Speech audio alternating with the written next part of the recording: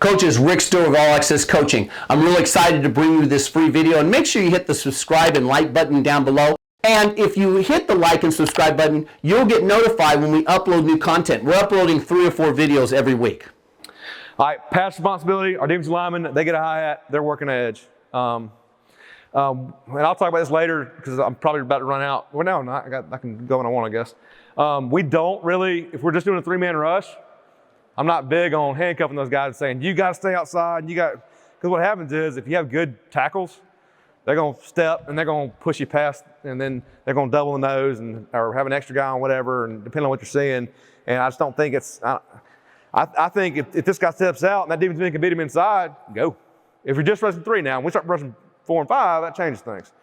Because we don't want to give up a lane. But if you're just rushing 3, you're either leaving B gap open or you're leaving, your C gap contained guy open.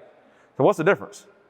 And I'll get into that a lot more on some theories we have on that, because I think it's really, really unique stuff, because as far as I know, we sort of made it up my last year at Mountain Brook. So again, you get a hi-hat, rush the passer. And like I said, I've had great defensive line guys, and they'll go nuts on it if they go right down the middle. We want to work an edge. I've had some noses that can bull rush, and we'd let them, but our ends, with the kind of kids we've had, work an edge, work an edge, work an edge. All right, our drops for our linebackers. All right, so basically, we're going to drop, if we're at 5, we know we got to get to 12. That's our aiming point. But as we're getting to 12, our eyes are on the shooter. So say I'm a stack linebacker, or it doesn't matter, or I'll start with a spur, I'm outside. I'm buzzing, so the ball snapped, I'm buzzing. I see pass, I'm crossover running underneath number 1, 12 yards deep. Now that spur's got to know pre-snap. All right, I'm getting run to, run away, pass. What am I getting? All right, I know number 1 is, because if I get past, I can get 7 yards under him. So I know pre-snap where he is. All right, but once I get past, I'm not staring at him. And people say, how do you do that? Well, I'm periffing him. And what I mean by that is I'm dropping, my eyes are on the shooter. Because them hands separate, we ought to have them 5 dudes that'll be making someone's head come off if it's anywhere in front of them. So as I'm dropping, my eyes are on the shooter. All right, if 1 crosses my face, I'll just push back. And I'll still sit at 12 because we're not going to chase grass. That being said, when I start off this drill with all 5 across, we drop, because usually it ends up close to numbers, hash, middle of field, hash numbers. So that's kind of with spot, but we're not spot droppers. I just say that to give you a reference if that's how you do it. But we're dropping, and our eyes are on, if we're in zone, eyes on the shooter, which I call the quarterback. So as I'm dropping, I'm periffering 1, but once I get to where 1 is, I'm going to sit it down and buzz my feet if I'm at 12. And Stack's doing the same thing, but I'm sure it's on there. He's underneath number 2.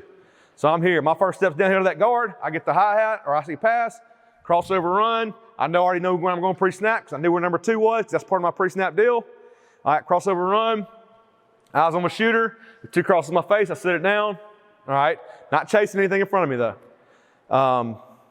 Mike's middle of the field, same rules. Obviously, Stack to the other side, same thing. Number 2. Spur to the other side, number 1. I think it's important making sure. One of the first times I was coaching linebackers, they were putting in a turf field at the school I was at in Birmingham, and so we couldn't use it all summer. So we had that little practice field I talked about there to work on, and we didn't have lines out there. And I said, well, hey, look, we did inside all spring, so we got to do some 7-on-7 stuff now, even though I don't like 7-on-7. I said, I need lines. They don't know where 7 is, because that's got to be kind of ingrained in their head, but starting out, they got to know, where's 7? All right, there's 2, there's 7. All right, now I know. Hi-hat, boom. I know where 7 is. I know, but by having those lines out there, eventually, muscle memory and just working it, 7 should be easy for them because that's the same drop they do every time. And anything we do pretty much, except for one particular, our do stuff, cover 2 stuff, sorry. So it's kind of the same rules all across. Invariably, if you go back and look at us getting beaten cover 3, it's typically very few times, what everybody thinks is going to be 4 verticals. We get to our drops, and one of our guys gets the big eyes, what I call it, and they chase something, and sure enough, someone sits in right behind him for anything over 10 yards. Because I tell him, look, anything like there, by the time he throws it, that's going to be at max a 5-yard gain with better be a headache. Better be a headache. So that's our base stack cover 3 deal. I think. Oh, my bad. Free safety is he gets a high. He's dropping, reading quarterback. We'll stick his butt to him. I hadn't gone as crazy on that lately. I used to be his eyes go to stick his butt, but now everybody they look that way. They're probably going back this way, especially if you're a cover 3 team. So you want to stick your butt and keep getting depth, but it should be our best player, or one of our best players, at least our best DB, being on at least break on any of the vertical threats there. Corners, same thing. They're shuffling out. Deep third players. And I talked about that with the fade and everything else, and break up on everything else late. Okay?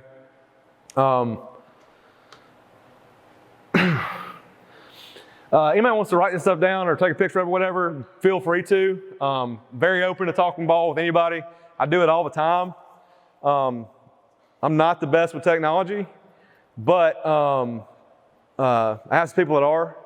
If we want to do it for you guys that are coming from a long way, over distance, we can do it, that way with you guys. I know it's not easy to just travel to Hartsville, Alabama at all times.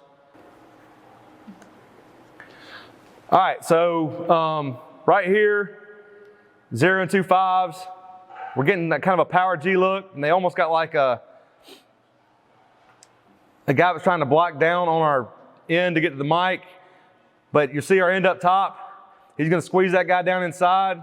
The stack should be tighter. Number 15, the same linebacker to the field, right off his butt. And he fits outside action. If it had been tighter to fit inside. The nose kind of takes it on the chin there. He's a little high, but he survives it.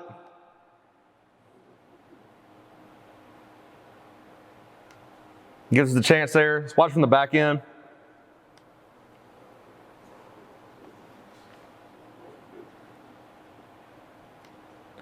So our end up top, which is this one right here. I think he does a pretty good job of squeezing 57 down inside. And it's almost like a base deal.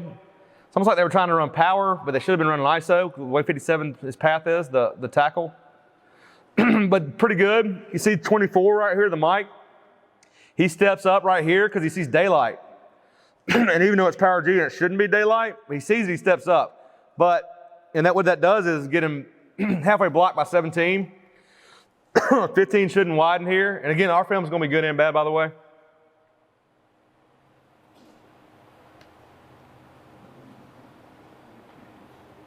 But not terrible in the box. Thing I like about this one, the defensive end here, you'll see his hands. He locks the guy out, and he's almost inside first, but then he finds the ball right there, and as soon as he does, you'll see his hands snap right there. Violent release, and able to make the play. Go back and look at the back end. 7's our field spur. He's supposed to be at 5. He had a tendency when any kind of motion to him of creeping up. That's kind of one of his deals. But he finds his run 2 and he goes. I wish he'd have gone sooner. The free safety, you see him getting downhill, which I like. Basically when 45 comes in the box, they're in 21 personnel or we will call that guy back, whatever, 30, I don't care. But he knows it's probably pass. And number 2, it's easy to read that he's blocking. So he's downhill and can become the mic right now, the second mic, which is good. Like I said, I really wish 24 wouldn't have bounced forward, but I know why he did because he saw that daylight. But by doing that, he got the guy that coming to block and gives him an angle. Love his hands though. He's using. I mean, again, they're good at ripping and swimming out of a bunch of different stuff. Coaches, I really hope you got some great information from that YouTube video. Again, hit the subscribe and like button down below. It gives us valuable data, and you also get notified when I upload new content to this channel. Thanks for watching, coaches.